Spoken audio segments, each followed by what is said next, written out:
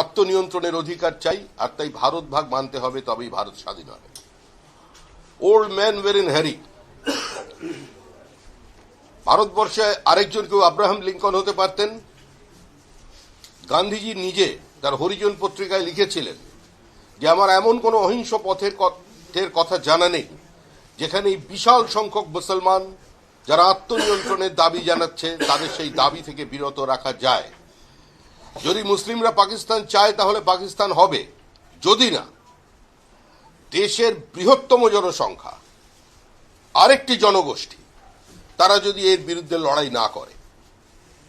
সেদিন আমাদের তদানীন্তন কংগ্রেসের জাতীয় নেতৃবৃন্দ তারা কার্যত আব্রাহাম লিঙ্কনের কথাটা ভুলে গিয়েছিলেন। তারা ভুলে গিয়েছিলেন আয়রন চ্যান্সেলর বিসমার্কের কথা।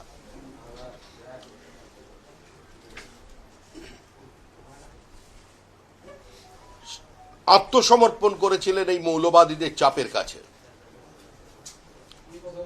আমেরিকার গৃহযুদ্ধে কত লক্ষ মানুষ মারা গিয়েছিল প্রত্যেকের জানা, কিন্তু আব্রাহাম লিঙ্কন বলেছিলেন যে আমি টু নেশন এ বিশ্বাস করি না, আমি আমেরিকাকে এক রাখতে চাই। প্রায় 5 লক্ষ মানুষের জীবনের বিনিময়ে গৃহযুদ্ধের পর আমেরিকার পরিস্থিতি আমরা দেখেছি। আর আমাদের দেশভাগের কারণে 20 লক্ষ মানুষের জীবন বলিদান হয়েছে। বিনয় বাদল দীনেশের পরিবারের কাছে কেউ জানতে চায়নি যে তোমরা স্বাধীন ভারতের জন্য যুদ্ধ করেছিলে, তোমাদের এই আত্মত্যাগ কি স্বাধীন ভারতের জন্য না স্বাধীন পাকিস্তানের জন্য ছিল। মাস্টারদার সূর্য সেনের বংশের কোনো লোককে কেউ জিজ্ঞাসা করেনি যে মাস্টারদার এই আত্মত্যাগ কি পাকিস্তান তৈরির জন্য ছিল কিনা। সুতরাং সেদিন আমরা দেশভাগের কাছে মাথা নত করে নিয়েছিলাম। পণ্ডিত নেহেরু 60-এর দশকে মোসলেকে দেওয়া এক সাক্ষাৎকারে বলেছিলেন যে আমাদের কাছে পাঞ্জাব থেকে রোজ মৃত্যুর খবর আসছিল, অগ্নিসংযোগের খবর আসছিল। আমাদের মধ্যে অনেকে, আমাদের বয়স হয়ে যাচ্ছিল এবং আমাদের মধ্যে অনেকেই জেল যাওয়ার জন্য প্রস্তুত ছিলেন না। যদি আমরা অখণ্ড ভারতের কথা চিন্তা করতাম, ভারত ভাগ না মানতাম, তার বিরুদ্ধে রাস্তায় নামতাম, তাহলে জেল আমাদের জন্য অবধারিত ছিল। কিন্তু আমাদের সামনে একটা পথ এলো, সেটা হলো বিভাজন। একটা প্রস্তাব এলো, আমরা সেটাকে মেনে নিলাম। এরপরে আবার তিনি বলছেন যে কিন্তু গান্ধীজি যদি না বলতেন তাহলে আমরা অপেক্ষা করতাম এবং লড়াই চালিয়ে যেতাম। এটা তো কংগ্রেসের ইতিহাস। কিন্তু তারপর গান্ধীজি বললেন ইচ্ছার বিরুদ্ধে, পরিস্থিতির বাধ্যবাধকতায় যারা আজকে পাকিস্তানে থেকে গেলেন তারা কষ্টে আছেন। কেউ যদি মনে করেন যে তারা সেখানে সুরক্ষিত নন, তাদের ধর্ম সুরক্ষিত নয়, তারা নিজেদের জীবনের প্রয়োজনে, তাদের জীবিকার প্রয়োজনে, অস্তিত্ব রক্ষার প্রয়োজনে যদি ভারতবর্ষে আসে, ভারত সরকারের দায়িত্ব হলো তাদের জীবন এবং জীবিকাকে সুরক্ষিত করা। গান্ধীজি প্রতিশ্রুতি দিয়েছিলেন, পণ্ডিত নেহেরু প্রতিশ্রুতি দিয়েছিলেন, সর্দার বল্লভভাই প্যাটেল প্রতিশ্রুতি দিয়েছিলেন। ভারতবর্ষের এই সর্বোচ্চ 3 নেতা স্বাধীনোত্তর কালের, তাদের প্রতিশ্রুতি ছিল, কংগ্রেসের প্রতিশ্রুতি ছিল। কংগ্রেস প্রতিশ্রুতি দিয়েছে, প্রতিশ্রুতি রক্ষা করতে পারেনি।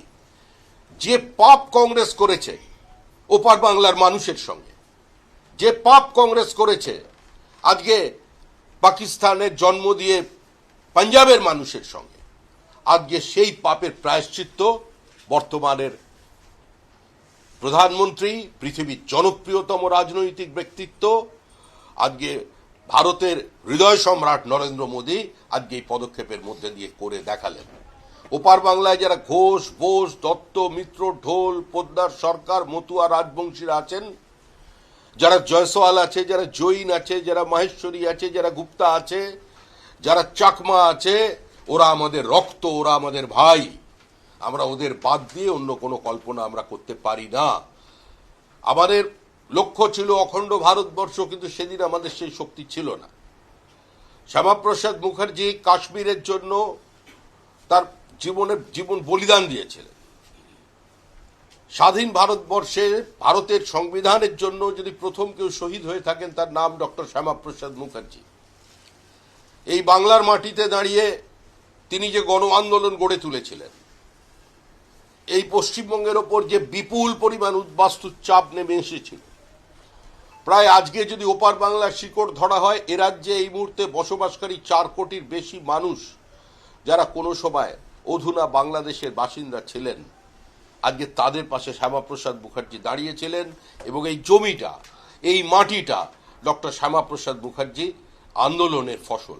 অস্বীকার করবার কোনো জায়গা নেই যে শুধু ডক্টর শ্যামাপ্রসাদ মুখার্জি নন। 1947 সালের জানুয়ারি মাসে আমাদের আজাদ হিন্দ ফৌজের একজন লেফটেন্যান্ট জেনারেল ছিলেন মুখার্জি, তিনি চ্যাটার্জি, তিনি আজকে প্রথম কলকাতা শহরে ঘুরে ঘুরে তিনি দাবি তৈরি করেন যে হিন্দুদের জন্য একটা সেপারেট হোমল্যান্ড দরকার। এটা ঠিকই সেদিন তার জনপ্রিয়তা বাড়ছিল, কংগ্রেস রাস্তায় নেমে তার বিরুদ্ধে প্রতিবাদ করেনি। এবং 1947 সালের 20 জুন প্রাদেশিক আইনসভায় যে ভোট দান পড়েছিল, সেখানে কংগ্রেসের সমস্ত হিন্দু বিধায়করা, এমনকি জ্যোতি বসু, রতনলাল ব্রহ্মণও সেদিন ভোট দিয়ে আজকে আমাদের জন্য এই জমিটি সুরক্ষিত করে রেখে দিয়েছেন। আজকে যে আমরা বাংলা ভাষায় কথা বলতে পারছি, আজকে যে আমরা নির্দ্বিধায় রবীন্দ্রসঙ্গীত গান গাইতে পারছি, আমরা আজকে মুক্ত মনে আমরা যেভাবে আজকে কথাঞ্জলি পড়তে পারছি, কবিতা বিতান পড়তে পারছি, বিশ্ব বাংলা বিশ্ববিদ্যালয়ে যাবার স্বপ্ন দেখতে পাচ্ছি, এই মাটি আজকে দিয়ে গিয়েছিলেন শ্যামাপ্রসাদ মুখার্জি এবং তারই দলের যোগ্য উত্তরসূরি নরেন্দ্র দামোদর দাস মোদীর। আজকের এই সিদ্ধান্ত 10 বছর যে বাড়িয়ে তিনি দিলেন, এটাতে বোঝা গেল যে যতক্ষণ বিজেপি থাকবে, পশ্চিমবঙ্গের কোনো হিন্দুর কেশাগ্র কেউ স্পর্শ করতে পারবে না। যারা বিভ্রান্তি ছড়াচ্ছেন তাদের মনে করার জন্য বলছি যে দিল্লির উপকণ্ঠের হরিয়ানার 2 শহর নয়ডা এবং এদিকে ফরিদাবাদ, গুড়গাঁও, সেখানে কিন্তু আজকে কার্যত রাতারাতি কাজের লোকেরা সব উধাও হয়ে গেছে। দিকে দিকে বাংলাদেশি রোহিঙ্গাদের চিহ্নিত করে দিচ্ছেন ভারতীয়রা, ভারতীয় হিন্দু, ভারতীয় মুসলমানরা। আজকে ভারতবর্ষকে যারা নাপাক মনে করেননি, যারা দারুল হাট মনে করেননি, যারা কান মে বিড়ি মুঁহ মে পান লড়কে লেঙ্গে পাকিস্তানের মিছিলে অংশগ্রহণ করেননি, হাসকে লিয়া পাকিস্তান লড়কে লেঙ্গে হিন্দুস্তানের যারা সমর্থক নয়, সেই মুসলমান যারা ভারতীয় সংস্কৃতির বহুত্ববাদকে বিশ্বাস করেন, বিজেপি থাকতে পশ্চিমবঙ্গে তাদেরও, সেই ভারতীয় মুসলমানেরও কেশাগ্র কেউ স্পর্শ করতে পারবে না। আজকের দিন নিঃসন্দেহে অত্যন্ত আমাদের কাছে একটা আনন্দের দিন। আমরা যারা বিজেপি করছি 4 দশক আগে থেকে, এবার আমি যতদিন রাজনীতি করছি ছোটবেলা থেকে, মানে অপ্রাপ্ত বয়স্ক হবার সময় থেকে স্লোগান দিয়েছি ভারতবর্ষের বিভিন্ন জায়গায় গিয়ে, জহাঁ হুয়ে বলিদান মুখার্জি ও কাশ্মীর আমারা হ্যায়। আমরা 370 ধারার বাতিলের কথা বলেছিলাম। আজকে অনেকে বলেছিলেন 370 ধারা বাতিল করলে আগুন জ্বলবে। আজকে পাথর ছোড়ার ঘটনা কিন্তু কাশ্মীরে নেই। আজকে কাশ্মীরের তরুণ প্রজন্ম নতুন করে চিন্তা ভাবনা করছে, তারা শান্তি চাইছে, তারা আধুনিক জীবন চাইছে। আজকে তারা মুসলমান হয়ে শুধু তারা বেঁচে থাকতে চাইছে না, তাদের জিহাদি তকমা তাদের গায়ের ওপর পড়ছে, তারা বাঁচতে চাইছে না। কিন্তু পাথর কাশ্মীরে বন্ধ হলেও পাথর পড়ছে কিন্তু মুর্শিদাবাদে, পাথর পড়ছে আজকে খিদিরপুরে, মহেশতলায়। এটা অত্যন্ত দুর্ভাগ্যজনক পরিস্থিতি। এটা সমস্ত হিন্দু, সমস্ত মুসলমান এবং সমস্ত রাজনৈতিক দলের কর্মীদের এটা বুঝতে হবে যে আজকে দেশ থাকলে তবেই দল থাকবে, তবেই আমাদের রাজনীতি থাকবে, রাজনৈতিক চাপানোতর থাকবে, এই যে সংবাদ মাধ্যম থাকবে, ক্যামেরা থাকবে, আমাদের বিবৃতি থাকবে। কিন্তু দেশটাই যদি না থাকে, কোথায় বসে সমালোচনা করবে? ভারতের কমিউনিস্ট পার্টির, বাংলাদেশ কমিউনিস্ট পার্টির নেতা বাংলাদেশে গুলিবিদ্ধ হয়েছেন, কমিউনিস্ট পার্টি রাস্তায় নেমে মিছিল করেছে পশ্চিমবঙ্গে। বাংলাদেশের কমিউনিস্ট পার্টি এই পরিস্থিতির বাইরে বেরিয়ে এসে রাস্তায় লাল পতাকা নিয়ে দুনিয়ার মজদুর এক হও বলে স্লোগান দিয়ে রাস্তায় নামতে পেরেছেন। এই যে অতি বামরে আছেন টুকরে টুকরে গ্যাং, যারা খুঁজে খুঁজে ভারতবর্ষকে কি করে ভারতবর্ষের মধ্যে বিভাজন দেখানো যায়, কি করে বোঝানো যায় যে ভারতবর্ষ কোনোদিন এক ছিল না, এসব চিন্তা ভাবনা নিয়ে যারা করেন, যারা এইসব বেঙ্গল কি যেন বেঙ্গল ফাইলস বলে কেউ একটা ছবি বানিয়েছেন শুনছিলাম, হঠাৎ দেখলাম সেখানে নাকি দৌড়চ্ছে, পুলিশ দৌড়চ্ছে, সাংবাদিকও দৌড়চ্ছে, হোটেল ম্যানেজারে দৌড়চ্ছে। এই যে দৌড়দৌড়ির মধ্যে যারা আছেন তারা একবারও বাংলাদেশের বিষয়ে কথা বলছেন? ওখানে কেন প্রতিবাদ নেই? মানবাধিকার কর্মীরা কোথায়, যারা দোকানদারি করেন? কোথায় মানবাধিকার কর্মী? এত মানুষ মার খাচ্ছে উপায়। আজ এটা দুর্ভাগ্যজনক পরিস্থিতি একই সঙ্গে 24 সাল পর্যন্ত বাড়াতে হচ্ছে কেন? পরিস্থিতি কি? হিন্দু পালাচ্ছে। এবার পশ্চিমবঙ্গের হিন্দুরা চিন্তা করুন যে আগামী দিনে তারা কোথায় পালাবেন। এদিকে তো বঙ্গোপসাগর, ওখানে আবার জগন্নাথ দেব বসে গেছেন। কোন দিকে পালাবেন? কোনো জায়গায় নেই ভারতবর্ষের।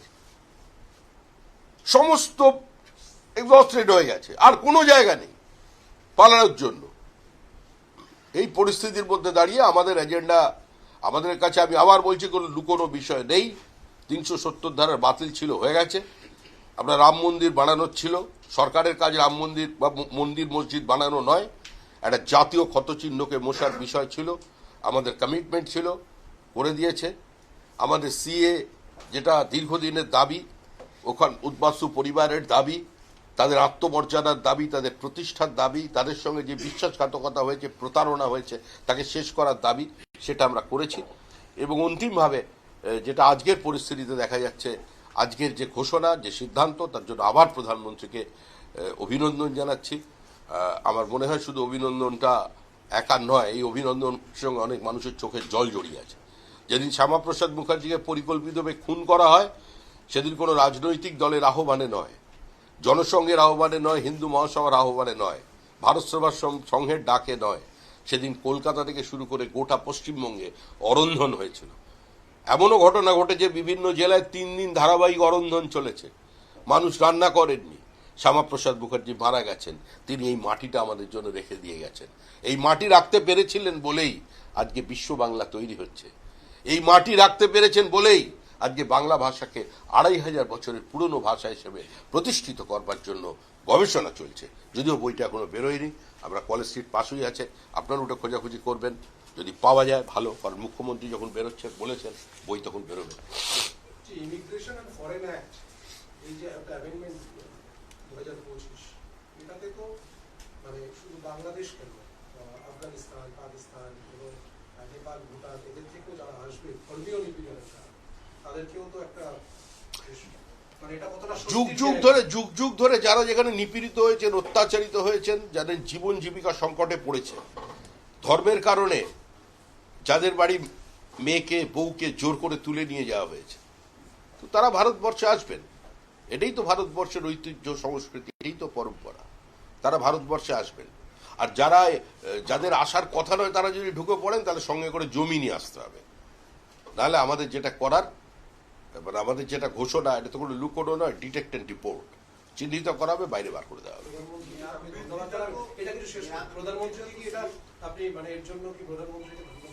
এতক্ষণ আমি কি বললাম?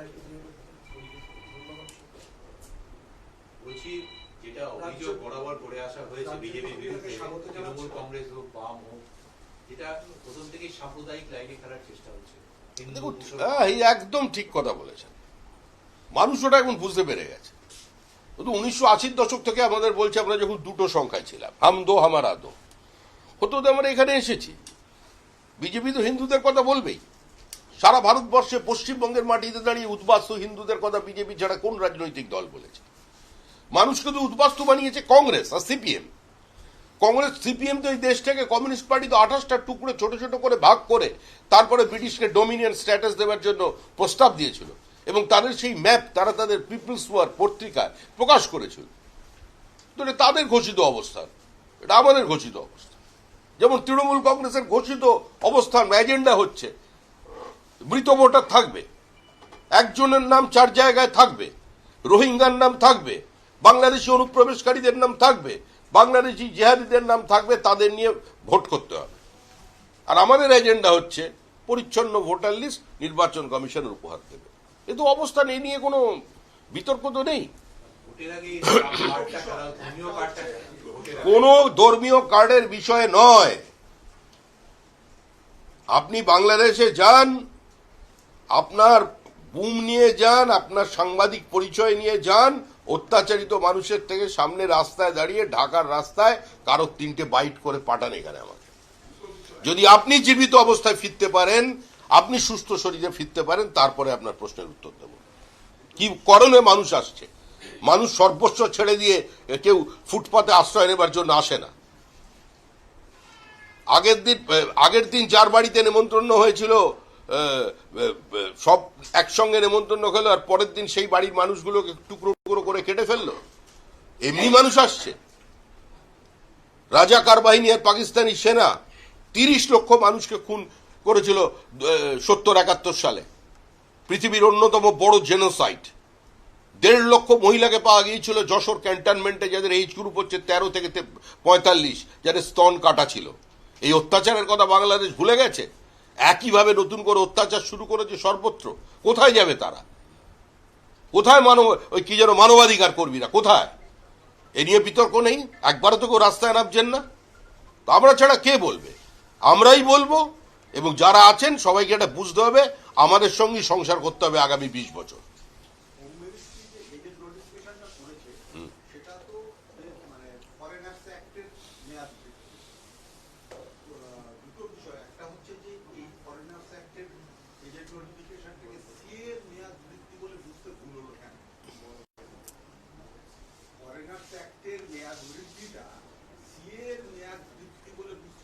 আরে ফরেন অ্যাক্টের মেয়াদ বৃদ্ধি মানেই তো তার অ্যাপ্লিকেশনের ফরম্যাটটাই চেঞ্জ হবে।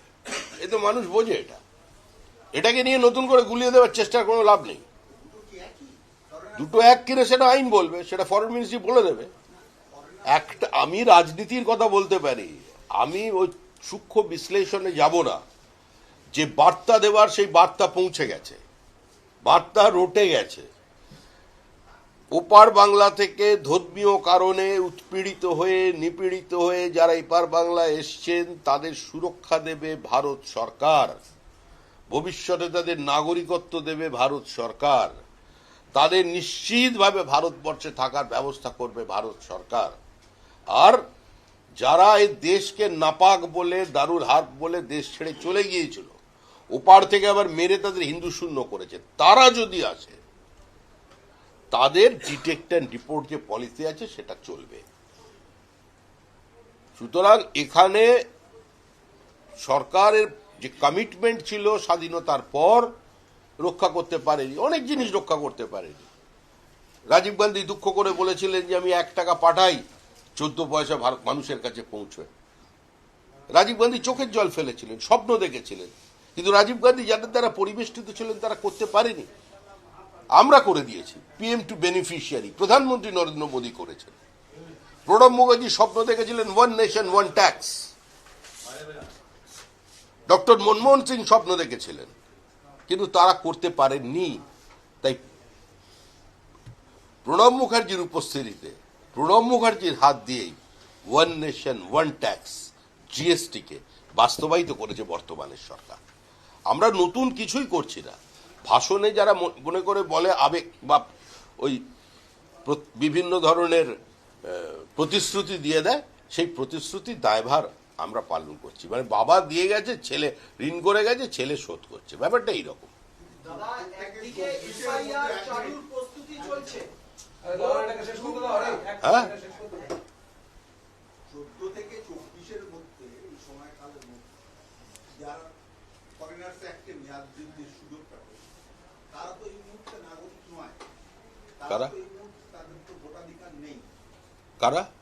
14 থেকে 24 মেয়াদ বৃদ্ধির ফলে যারা, যাদের গায়ে এই মুহূর্তে হাত পড়বে না, যাদের এই মুহূর্তে যারা দেশের মধ্যে সুরক্ষিত, তারা তাদের কি ভোটাধিকার তারা পাবে? 26-এর ভোটে কি তারা ভোটাধিকার পাবে? ভোটার লিস্টে ভোটার হওয়ার জন্য তারা নাগরিকত্ব আগে তো পেতে হবে, তারপরে আপনি দেখতে থাকুন না। একদিনেই সব শেষ করে ফেলছেন কেন? আপনাকেও লিখতে হবে, আমাকেও বলতে হবে। দাদা, একদিকে এসআইআর চালুর প্রস্তুতি চলছে এই রাজ্যে, মানে ভোট লুট করার যে প্রয়াস সেটা বন্ধ হচ্ছে। অন্যদিকে এই যে আজকের নতুন যে গ্যাজেটে যে নিয়ম চালু হলো, পরিচয় মানে নিজের পরিচয় নিয়ে একটা মানুষ সচেতনতা আসছে। রাজ্য সরকার, মমতা বন্দ্যোপাধ্যায় এইসব বিষয়ে কি ভয় ভয় পাচ্ছেন? মুখ্যমন্ত্রী ভয় পাওয়ার মানুষ? আপনি কি মনে করলেন? আপনি প্রশ্নটা মুখ্যমন্ত্রীকে করতে পারবেন? করে আপনি সুস্থ শরীরে বাড়ি ফিরতে পারবেন না, ভাঙচুর হয়ে যাবে, ক্যামেরা ভাঙচুর হবে, পরের দিন থেকে আমরা তৃণমূল পিঠ বাতিল হয়ে যাবে।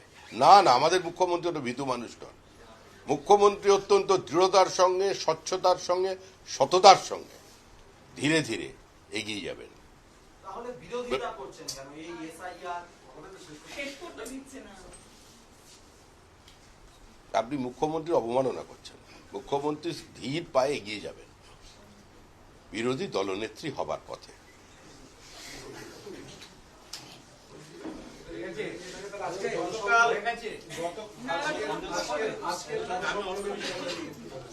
হ্যাঁ, কি কর্মসূচি? কোনো কর্মসূচি নয় এটা, কোনো কর্মসূচি নয়। ওই অফিসে অনেকদিন পরে এসেছিলাম, কিছু মানুষের যাতায়াতের সুবিধা ছিল না, সরলেগে এসেছিলাম আজকে, কিছু দেখা করবেন বলেছিলেন। আমাদের ওই অফিসে অন্যান্য কাজ চলছে, অনেকে এলে অসুবিধা হবে, সেজন্য এখানে এসেছি। না না, এই যে শ্রমিকদা এই যে বলছে না যে শ্রমিকের দরবারে আপনি বসবেন, কে কি বলছে এই সমস্ত আপনি বলেন, বুঝতে পারছেন না? আমাদের হচ্ছে বহুত্ববাদী সমাজ, উন্মুক্ত খেলার মাঠ, মত প্রকাশের অধিকার, যে যার মতো করে মত প্রকাশ করছে। এত মানুষ আজকে আপনার সঙ্গে কথা বলছে, দেখছে, এগুলো কিরকম অভিজ্ঞতা আপনার কিরকম হয়? তা আমি তো মানুষের সঙ্গে ছোটবেলা থেকে আছি, আমি তো হঠাৎ করে ঝাঁপিয়ে পড়িনি, লাফ দিয়ে পড়ে নেতা হইনি। হ্যাঁ, আজকে আজকে তো ভিড় হলো কেন? প্রচুর মানুষ এসছে দেখছি। এইটাই তো আপনার স্টোরি হওয়ার কথা। এত ভিড় হলো কেন আপনি খোঁজ করুন। আপনি কি প্রতি সোমবার বসবেন এরকম বলে? না, আসবো আমি এখানে, এখানে যাবেন, ওখানে যাবে, বিভিন্ন আজকে আমি তো এখানে আজকে উত্তর কলকাতার অফিসে বসেছি। আমি তো এখানে কোনো রাজ্য সভাপতি হিসেবে বসিনি। আর এখানে প্রত্যেক কর্মী আছেন, তারা এখানে করছেন। কালকে দেখলাম একটা সংবাদ মাধ্যমে দেখাচ্ছে শ্রমিক ভট্টাচার্যের ঘনিষ্ঠ কে তোলা তুলছে, সংবাদ মাধ্যম দেখালো। তোলা তুলছে মানে তোলাটা কি? সে চাঁদা চাইছে, আবার মদ্যপ অবস্থায়। তো টিভিতে তো গন্ধ পাওয়া যায় না, আমি কি করে বুঝবো? তা আমি দেখলাম, বললো হচ্ছে ধর্মেন্দ্র সে নাকি শ্রমিক ভট্টাচার্যের ঘনিষ্ঠ। আরে শ্রমিক ভট্টাচার্যের বিজেপির সমস্ত পার্টির লোক ঘনিষ্ঠ। আমার কাছে পক্ষ প্রতিপক্ষ বিপক্ষ বলে কেউ নেই। কিন্তু প্রশ্ন হলো, যাকে দেখালো যে টাকা দুর্গাপুজোর টাকা তুলছে, আর ওসব এলাকায়, লরি এলাকায় দুর্গাপুজোর চাঁদা এভাবেই ওঠে লরিকে ধরে। একবারও সেই মানে চ্যানেল, সম্মানিত চ্যানেল, নতুন মানে জাগ্রত চ্যানেল, একবারও এটা দেখালো না যে দক্ষিণপুর 24 পরগনার ডায়মন্ড হারবারের আগে যখন হাত থেকে আংটি বার করবার জন্য শ্রমিক ভট্টাচার্যের হাতটা কাটা হচ্ছিল, তখন সে আবার বুকের উপরে বসে মাঠটা খেলো। এবং একটা গরিব ছেলে তার থেকে একটা সামান্য মোবাইল পর্যন্ত তার কেড়ে নেওয়া হলো। তার সামান্য 200-250 টাকা পকেটে ছিল একটা পার্সে। ওই যাকে আজকে বলছে যে তোলা তুলছে বলে টিভি চ্যানেল দেখাচ্ছে, তার পকেট থেকেও পার্স থেকে বার করা হলো। 7টা মোবাইল চলে, সেলফোন চলে গিয়েছিল আমাদের। একটা ফোনকে পর্যন্ত পুলিশ উদ্ধার করে দেয়নি। ওই মার খেয়ে অজ্ঞান হয়ে যাওয়া অবস্থায় যখন গিয়েছিল, এসপি পর্যন্ত দেখা করেননি। আমি অনুরোধ করব সেই চ্যানেলকে যে একটি তার ইন্টারভিউয়ের ব্যবস্থা করুন ওই ধর্মেন্দ্র রায়ের, এবং কিভাবে ঘটনাটা ঘটেছিল, তার যে মোবাইল সেলফোনটাকে ফেরত দিন। আপনার এই চ্যানেল তো এগিয়ে থাকে, আপনারা মাঝে মধ্যে দেখান যে আপনাদের দেওয়া খবরের মাধ্যমে জন্য একদম সমস্ত জিনিস মিটে যাচ্ছে, সরকার ব্যবস্থা নিচ্ছে, মানুষের সমস্যার সমাধান হচ্ছে। তাহলে তার একটা ইন্টারভিউ নিয়ে দয়া করে ওর ফোনটা আর ওই 250 টাকা সমেত একটা ছেঁড়া মানি ব্যাগ ফেরত দেবেন। তারপরে এই ধরনের আপনাদের অধিকার আছে সংবাদ পরিবেশন করা। আর সবাই আমার ঘনিষ্ঠ। হ্যাঁ, যার নাম বলছেন আমার ঘনিষ্ঠ, আমার ঘনিষ্ঠ।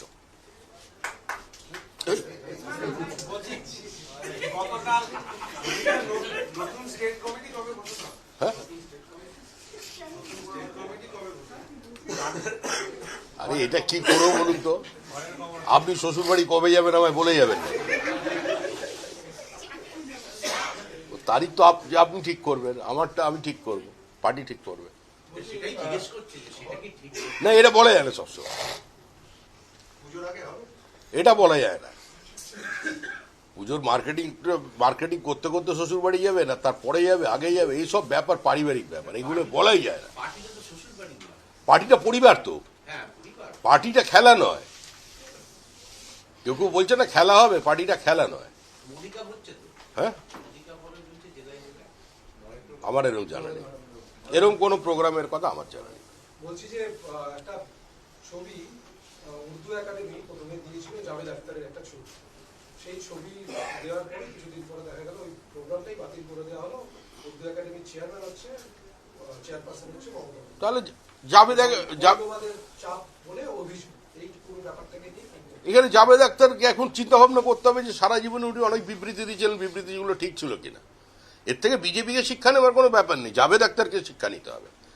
আমরা জাভেদ আখতারের পক্ষে, কারণ আমরা সমালোচনা গ্রহণ করতে পারি, আমরা পার্লামেন্টে যে কোনো ইস্যু নিয়ে প্রকাশ্যে আলোচনা করতে পারি, অন্যেরা সেটা করতে পারে না।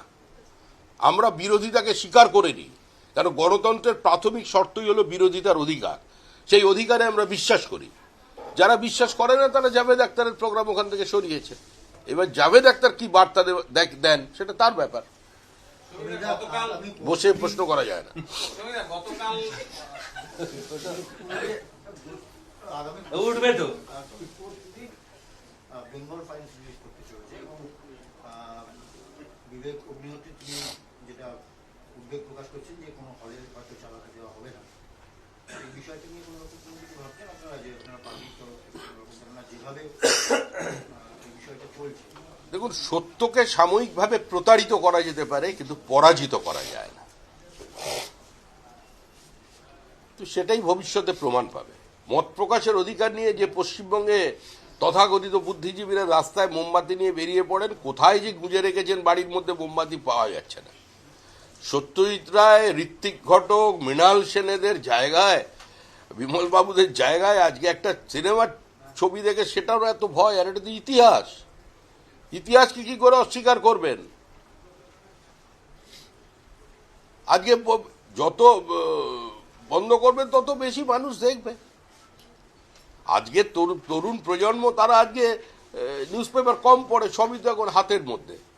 আগে ইডিয়েট বক্স বলতেন, এখন একদম পকেট বক্স হয়ে গেছে, বার করবে, দেখে নেবে, সত্যটা জানতে পারবে। আসলে এই সরকার সত্যকে ভয় পায়। ছাড়ো, ছাড়ো। অনেকগুলো করলে একটা করতে দাও দিক থেকে। বলছি, গতকাল বিধানসভায় ব্রাত্য বসু 71-এর প্রসঙ্গ টেনে এনেছিলেন এবং তা নিয়ে যথেষ্ট বিতর্ক শুরু হয়েছে। কিন্তু আজকে অর্জুন সিং বলছে আমি বিধানসভায় থাকলে ফেলে পেটাতাম ব্রাত্য বসু। আমি কোনো এই বিষয় বলবো না, যে যার বলছেন নিজের দায়িত্বে বলছেন। আমি শুধু এটাই বলতে পারি যে ব্রাত্য বসু একজন একাডেমি পুরস্কার প্রাপ্ত সচেতক নাট্যকর্মী। এসব দলের কথা না বললেই ভালো। উনি এমনি অনেক উচ্চমার্গে চলে গেছেন, এখন মমতাবাদী ভবন বলে একটা ভবনও তৈরি করেছেন। তো এগুলো ভালো জিনিস, কিন্তু এইসব যেগুলো বলছেন, ওনার ইচ্ছা হয়েছে উনি পাকিস্তানের সংবাদপত্রে নামটা ছাপাবেন। এর আগে আমাদের মুখ্যমন্ত্রী বেরিয়েছে, আরও কয়েকজন নেতার বিবৃতি বেরিয়েছে। ওই উগ্রপন্থা নিয়ে কিছু এমন বক্তব্য রেখেছিলেন উনি ওই সমস্ত সময়। পাকিস্তানের হেডলাইন, ডনের হেডলাইন, দুদিন ধরে সেখানে টকশো চলেছে। তো উনিও স্পেস চাইছেন, এটা তো অন্যায় কিছু নেই। তার জন্য সেনাবাহিনীকে না ব্যবহার করলেই ভালো হতো। অন্য কিছু একটা বলতেন, মুখ্যমন্ত্রী যেরকম বলেন মাঝে মধ্যে, ওর একটা বলে দিতেন। কিন্তু উনি পাকিস্তানের সংবাদপত্রে স্পেস চাইছেন, উনি পাকিস্তানে পপুলার হতে চাইছেন।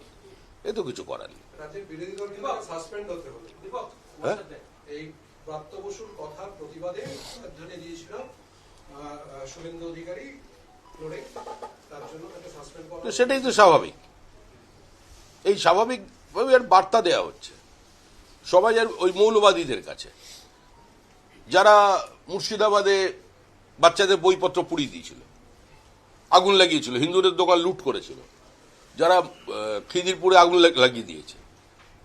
তো ওই জন্য বার্তা দিচ্ছে তাদের কাছে, শুভেন্দুকে সাসপেন্ড করে। উদ্দেশ্যটা শুভেন্দুকে সাসপেন্ড করা নয়, উদ্দেশ্যটা হচ্ছে বিরোধী দলনেতা, আমাদের যিনি নেতা বিধানসভার মধ্যে, তাকে সাসপেন্ড করে একটা বার্তা দেওয়া যে আমরা বার্তা দিলাম তোমাদের, আমি তোমাদেরই লোক, তোমরা 30% আসো, ঝাঁপিয়ে পড়ো, আমি হাতের ওপরে করে আছি, ধরে নেবো।